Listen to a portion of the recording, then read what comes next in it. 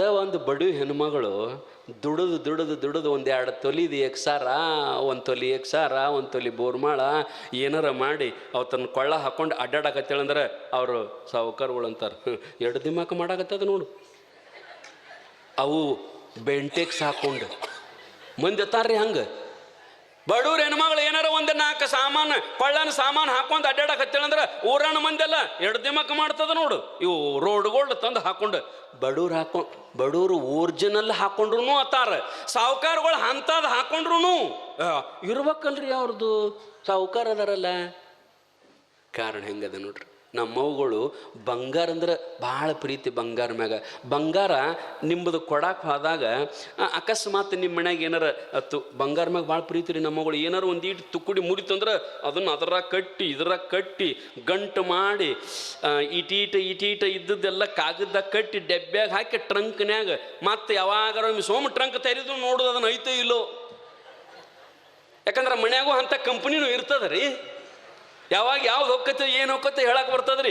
ಮೇಲೆ ಟ್ರಂಕ್ ತೆಗೆದು ನೋಡೋದು ಐತ ಮತ್ತು ಅದನ್ನ ಇಟ್ಟು ನಮ್ಮವುಗಳು ಇಟಿಟ ಬಂಗಾರ. ಯಾಕಂದ್ರೆ ಅದ್ರ ಕಿಮ್ಮತ್ತು ಗೊತ್ತದ ರೀ ನಮ್ಮವುಗಳಿಗೆ, ಅದ್ರ ಮಹತ್ವ ಗೊತ್ತದ.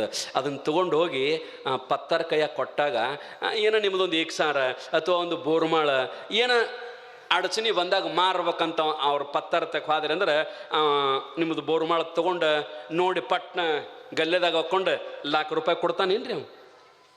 ಕೊಡಂಗಿಲ್ರಿ ಅವ. ನೀವು ಕೊಟ್ಟದ್ದು ಬಂಗಾರ ಹೌದು ಅಲ್ಲೋ ಮೊದಲು ಚೆಕ್ ಮಾಡ್ತಾನ. ಏನು ಮಾಡ್ತಾನ್ರಿ?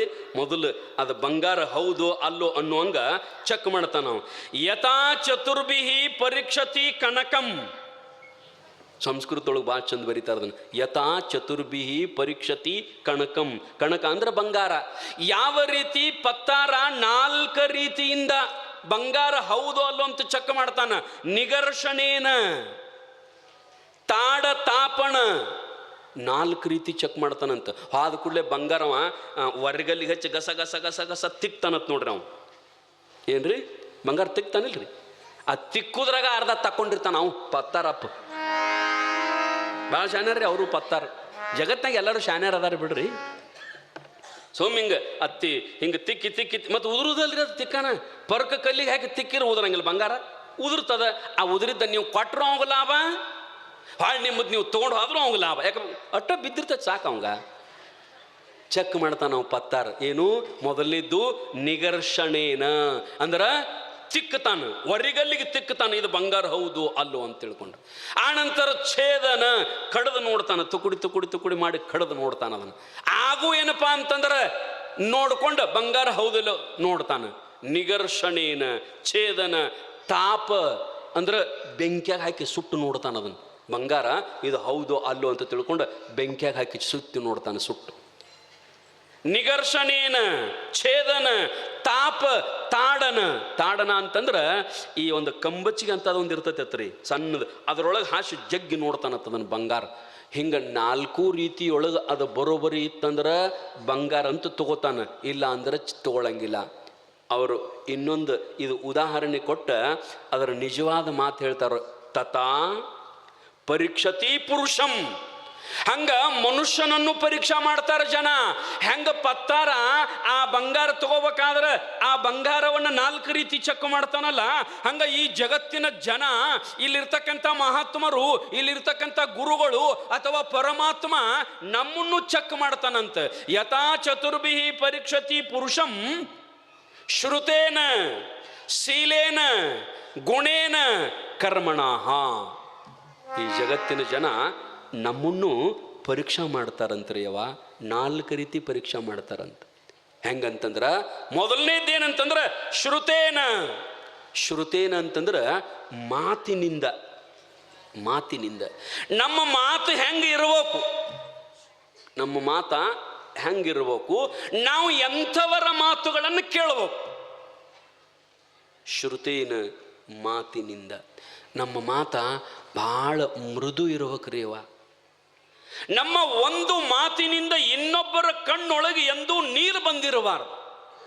ಒಬ್ಬೊಬ್ಬರು ಮಾತಾಡ್ತಾರೆ ನೋಡ್ಬೇಕ್ರಿ, ಅಂತಾರ ಅವರು, ಅವ ನನಗೆ ಮಾತಾಡ್ಯಾನ, ಹಿಂಗೆ ಮಾತಾಡ್ಯಾನ. ಏನಂತಂದ್ರೆ ಅವ ಮಾತಾಡಿದ ಮಾತು ನನ್ನ ಎದ್ಯಾಗ ಬಡದು ಎಲ್ಲಿ ಪಾರದದ್ರಿ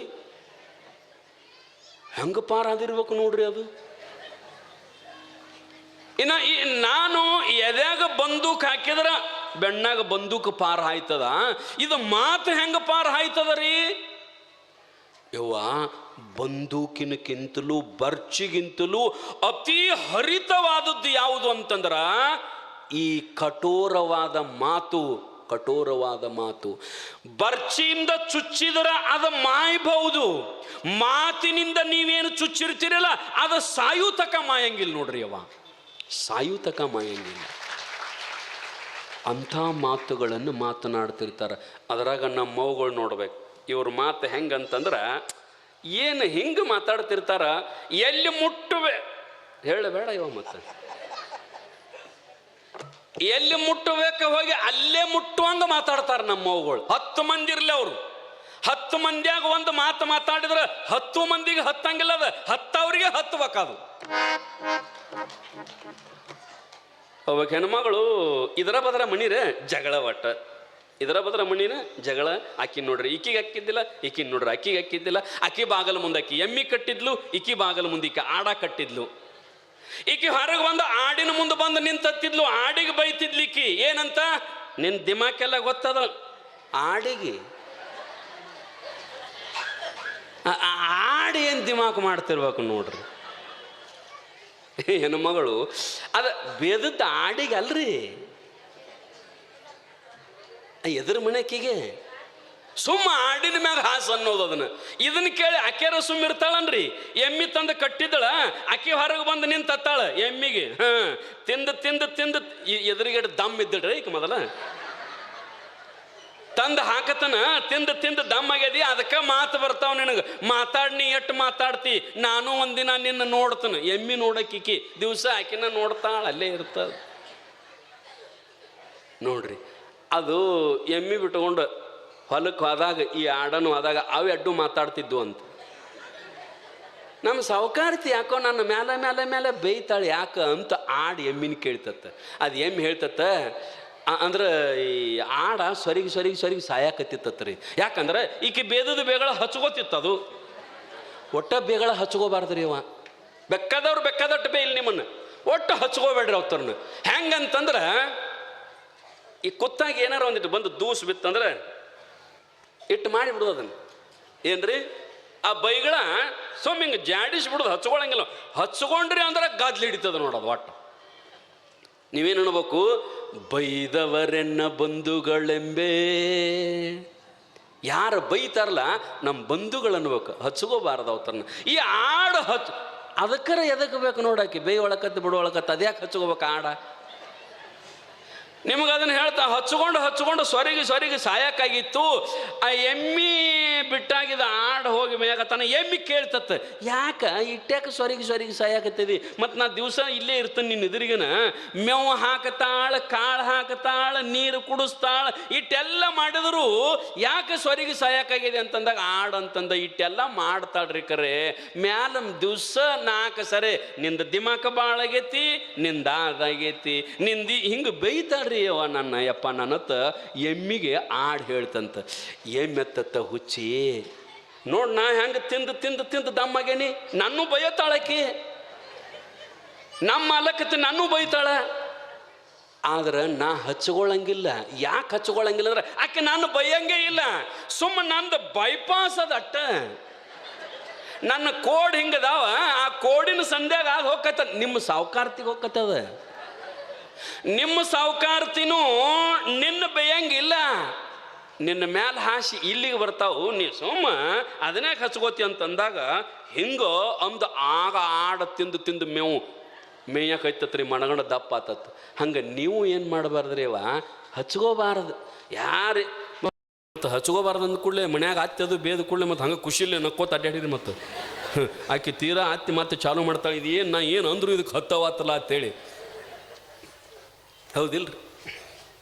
ಮನುಷ್ಯ ಹೆಂಗಿರ್ಬೇಕಂತಂದ್ರೆ ಬಸವಣ್ಣವ್ರು ಹೇಳ್ದಂಗೆ ಯಾವ ನಿಂದ ಮಾಡಲಿ, ಏನು ಬೇಕಾದ್ದು ಮಾಡಲಿ, ಏನು ಬೇಕಾದ್ದು ಮಾಡಿದ್ರು ಹಚ್ಕೋಬಾರ್ದು. ಹಂಗೆ ಶ್ರುತೇನ ಮಾತುಗಳು ಹೆಂಗಿರ್ತಾವಂದ್ರೆ ಯಾರ ಒಬ್ಬರು ಮಾತಾಡಿದ್ರು ಅಂತಂದ್ರೆ ಅವ್ರ ಮಾತು ಬಂದು ನಮ್ಮ ಎದ್ಯಾಗ ಬಡಿಯುವಂಗೆ ಇರಬಾರದು. ನಮ್ಮ ಮಾತು ಹೆಂಗಂತಂದ್ರೆ ಮೃದು ಇರ್ಬೇಕು. ಈಗ ನಾ ಹೇಳಾಕತ್ತೀನಿ ರೀ, ನೀವು ಕೇಳಾಕತ್ತೀರಿ, ಹೌದಿಲ್ರಿ? ಯಾಕೆ ಸುಮ್ಮ ಕೂತು ಕೇಳ್ತೀರಿ ನೀವು ಅಂತಂದ್ರೆ, ನಾವು ಒಟ್ಟು ಪಾಡ್ ಹೇಳ್ತಾನಂತ ತಿಳ್ಕೊಂಡು ಏನೂ ಅನ್ನಂಗಿಲ್ಲ ಅಂತ ತಿಳ್ಕೊಂಡು ನೀವು ಕೇಳ್ತೀರಿ. ಹಿಂಗೆ ಮಾತಾಡ್ಕೋತ ಒಂದು ಏನಾರ ಮಾತು ಬಿರ್ಸು ಬತ್ತಂದ್ರೆ ಮನ್ಯಾಗ ಹೋಗಿ ಯಾವ್ದದು ಸ್ವಾಮಿ ಮೊದಲ ಅದಕ್ಕೇನು ಮಾತಾಡ್ಬೇಕು ಅನ್ನೋದು ಗೊತ್ತಿಲ್ಲ, ಹೆಣ್ಮಕ್ಳು ಗೊತ್ತಿಲ್ಲ, ಸಣ್ಣವ್ರಿಗೆ ಗೊತ್ತಿಲ್ಲ, ದೊಡ್ಡವ್ರಿಗೆ ಗೊತ್ತಿಲ್ಲ, ಊರಾಗ ಹಿರಿಯರು ಗೊತ್ತಿಲ್ಲ, ಏನಕ್ಕೇನಾರ ಚಾಲು ಮಾಡ್ತಿಲ್ರಿ. ಯಾಕಂದ್ರೆ ಮಾತಿನಿಂದಲೇ ಇಹವು, ಮಾತಿನಿಂದಲೇ ಪರವು, ಮಾತೇ ಜ್ಯೋತಿರ್ಲಿಂಗ. ಆ ರೀತಿಯೊಳಗೆ ಮಾತು ಹೆಂಗಿರ್ಬೇಕಂದ್ರೆ ಜನ ನಮ್ಮನ್ನು ಮಾತಿನಿಂದ ಅಳಿತಾರ. ನಾವು ಯಾವತ್ತೂ ಏನಪ್ಪ ಅಂತಂದ್ರೆ ಒಳ್ಳೆಯ ರೀತಿಯ ಮಾತನ್ನು ನಾವು ಮಾತನಾಡಬೇಕು. ಒಬ್ಬಕ್ಕೆ ಆಮ್ರಪಾಲಿ ಅಂತ ಹೆಣ್ಣುಮಗಳು, ಬುದ್ಧನ ಪರಮಶಿಷ್ಯಳಕಿ. ಯಾರ್ರೀ? ಆಮ್ರಪಾಲಿ ಅಂತಕ್ಕೆ ಹೆಸರು. ಬುದ್ಧ ಭಗವಂತನ ಪರಮಶಿಷ್ಯಳು. ಆದ್ರೆ ಅದಕ್ಕಿಂತ ಮೊದಲ ಆಕಿ ಊರೊಳಗೆ ಏನಿದ್ಲು ಅಂತಂದ್ರೆ ಒಬ್ಬ ನರ್ತಕಿ ನಾಟ್ಯವನ್ನು ಮಾಡಾಕಿ. ನಿಮ್ಮ ಭಾಷೆಯೊಳಗೆ ಈಗ ಅಂತಿರಲ್ಲ, ಡ್ಯಾನ್ಸ್ ಮಾಡೋರು ಅಂತಿರಲ್ಲ, ಹಿಂಗ ಆಕಿ ನರ್ತನ ಮಾಡಿ ಎಷ್ಟೋ ಜನರ ಸಂಪರ್ಕದಿಂದ ಎಷ್ಟೋ ಜನರ ಬದುಕನ್ನು ಹಾಳು ಮಾಡಿದ್ಲಕ್ಕಿ. ಆಕೆಯ ಕುಣಿತನ್ನು ನೋಡಿ, ಆಕೆಯ ಸೌಂದರ್ಯವನ್ನು ನೋಡಿ ಊರಿನ ಜನ ಎಲ್ಲ ಹೋಗಿ ಬರ್ತಿದ್ರು. ಎಷ್ಟೋ ಮಣಿ ಹಾಳಾಗಿದ್ದು ಅಂಥ ಹೆಣ್ಣು ಮಗಳಕಿ. ಒಂದಿನ ಆಕೆಗೆ ಗೊತ್ತಾಯಿತು, ನಾನು ಮಾಡಿದ ಪಾಪ ಭಾಳ ಆಯ್ತಲ್ಲ. ಎಷ್ಟೋ ಮಂದಿ ಹೆಣ್ಣು ಮಕ್ಕಳು ನನ್ನ ಮಣಿ ಮುಂದೆ ಬಂದು ನೀನ ನನ್ನ ಮಣಿಯನ್ನು ಹಾಳು ಮಾಡಿದಿ, ನನ್ನ ಗಂಡನನ್ನು ಅಳಗಾಲ ಮಾಡಿದಿ ಅಂತ ಹಿಂಗೆ ಸಾವಿರ ಜನ ಬೈತಾರಂದ್ರೆ ಬಹುತೇಕ ನಾನು ಮಾಡಿದ ಪಾಪ ಭಾಳ ಆಗಿರ್ಬೇಕಲ್ಲ, ನಾ ಹೆಂಗೆ ಮಾಡಿ ಪಾಪ ಕಳ್ಕೊಬೇಕಂತ ಆಕೆಗೆ ಏನೂ ಗೊತ್ತಿಲ್ಲ.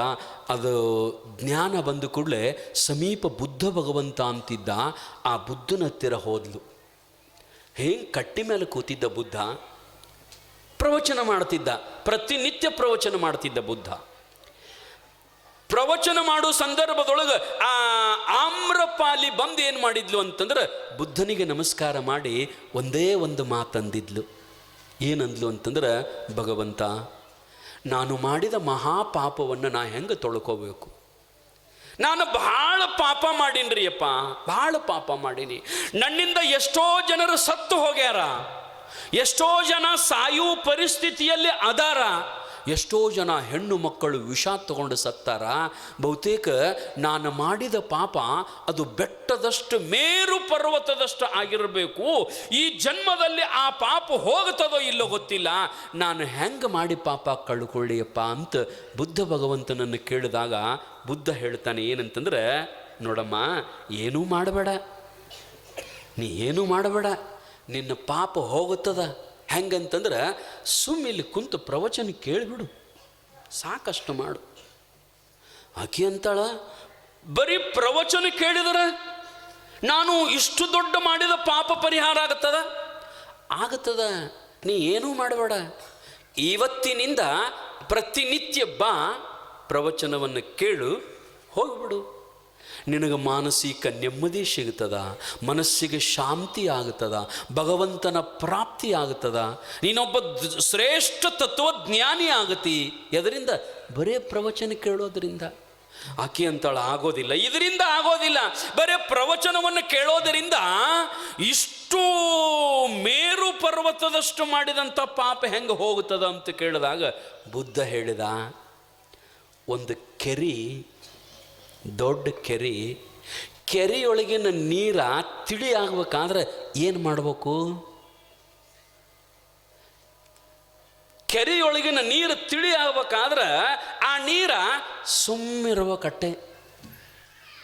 ಅದು ಅಳಿಗಾಡ್ಲಾರ್ದ ಸುಮ್ಮ ಇತ್ತು ಅಂತಂದ್ರೆ ನೀರು ತಿಳಿ ಆಗುತ್ತದ. ಅದರೊಳಗೆ ಏನಾದರೂ ಯಾರಾದರೂ ಹೋಗಿ ಗದ್ಲ ಹಿಡಿಸಿ ಅಡ್ಡಾಡಿ ಹಿಂಗೇನಾದ್ರು ಗದ್ಲ ಮಾಡಿದ್ರೆ ಗೊಡಗೆ ಹೇಳ್ತದ, ಹೊಲಸು ಹೇಳ್ತದ, ನೀರು ಹೊಲಸಾಗುತ್ತದ. ಮತ್ತು ನೀರು ಏನೂ ಇಲ್ಲ, ಸುಮ್ಮನೆ ಇತ್ತು ಅಂದ್ರೆ ತಿಳಿ ಆಗುತ್ತದೆ. ಹಂಗೆ ನಿನ್ನ ಪಾಪನೂ ತಿಳಿ ಆಗ್ಬೇಕಾದ್ರೆ ನೀ ಏನೂ ಮಾಡಬೇಡ, ಸುಮ್ಮ ಕುಂತು ಪ್ರವಚನ ಕೇಳು. ಆಮ್ರಪಾಲಿ ಆವತ್ತಿನಿಂದ ಪ್ರವಚನ ಕೇಳಾಕತ್ತಿದ್ಲು. ಆವತ್ತಿನಿಂದ ಪ್ರವಚನ ಕೇಳಾಕತ್ತಿದ್ರೆ, ಅಮ್ಮ, ಎಂಥ ಮಹಾಪಾಪ ಮಾಡಿದಳಲ್ಲ, ಮಾಡಿದ ಎಲ್ಲ ಪಾಪವೂ ಪರಿಹಾರ ಆಗಿ ಕೊನೆಗೆ ಅವಳೊಬ್ಬ ಶ್ರೇಷ್ಠ ತತ್ವಜ್ಞಾನಿ ಆದ್ಲು, ಆಮ್ರಪಾಲಿ ಅಂತ. ಬುದ್ಧನ ಶಿಷ್ಯರೊಳಗೆ ಒಬ್ಬ ಶ್ರೇಷ್ಠ ಶಿಷ್ಯಳು ಆಮ್ರಪಾಲಿ ಅಂತ. ಈ ಪ್ರವಚನ ಕೇಳುವುದಂತಂದ್ರೆ ಅಷ್ಟು ಸರಳ ಅಂತ ತಿಳ್ಕೊಬೇಡ್ರಿ ಅವ್ವ. ನೀವು ಮಾಡಿದ 7 ಜನ್ಮದ ಪಾಪ ಪರಿಹಾರ ಆಗುತ್ತದ.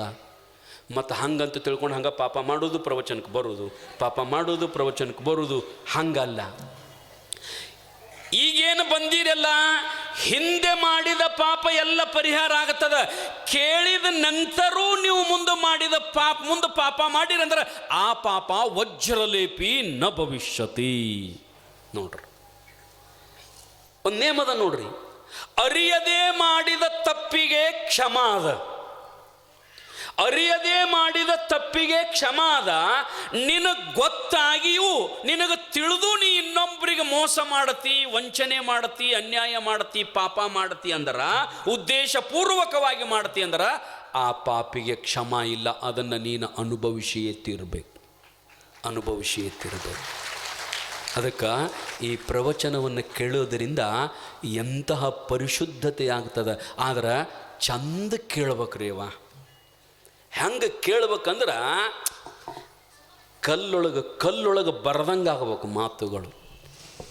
ನಿಮ್ಮ ಹೃದಯದೊಳಗ ಈ ಮಾತುಗಳು ಹೋಗಿ ಒಮ್ಮೆ ಇಳಿದು ಅಂತಂದ್ರೆ ಸಾಯುವ ಪರ್ಯಂತರವಾಗಿ ನೆನಪಿಡಬೇಕು.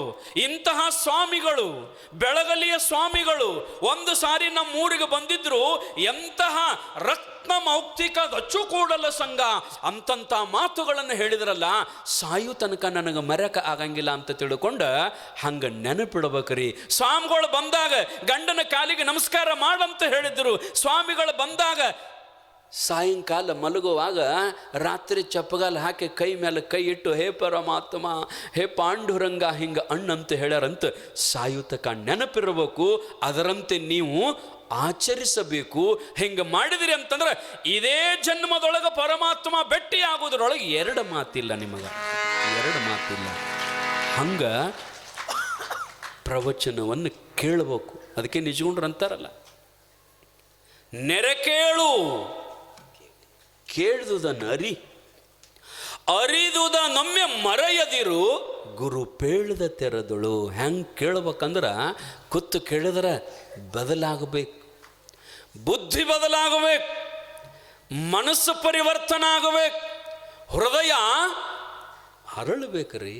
ಹೃದಯ ಅರಳಬೇಕು. ಇನ್ನೊಬ್ಬರನ್ನು ನೋಡಿದಾಗ, ಬಡವರನ್ನು, ದೀನರನ್ನು ನೋಡಿದಾಗ ನಮ್ಮ ಕಣ್ಣೊಳಗೆ ನೀರು ಬರಬೇಕು. ಹೇ ಪರಮಾತ್ಮ, ನಮ್ಮನ್ನು ಹೆಂಗೆ ಸುಖದಿಂದ ಇಟ್ಟಿಯಲ್ಲ ಅವರನ್ನು ಹಂಗೆ ಸುಖ ಇಡಪ್ಪ ಅಂತ ನಾವು ಬೇಡಬೇಕ ವಿನಃ ನಮ್ಮನ್ನಟ್ಟ ಸುಖ ಇಡು, ಅವ್ರನ್ನ ಹಾಳು ಮಾಡುವಂತ ಎಂದೂ ಬೇಡಬಾರ್ದು. ನಾವು ಎಂದೂ ಬೇಡಬಾರ್ದು. ಇದು ಪ್ರವಚನ ಕೇಳಿ ಪರಿವರ್ತನೆ ಆಗಬೇಕಲ್ಲ ತಾಯಂದಿರ.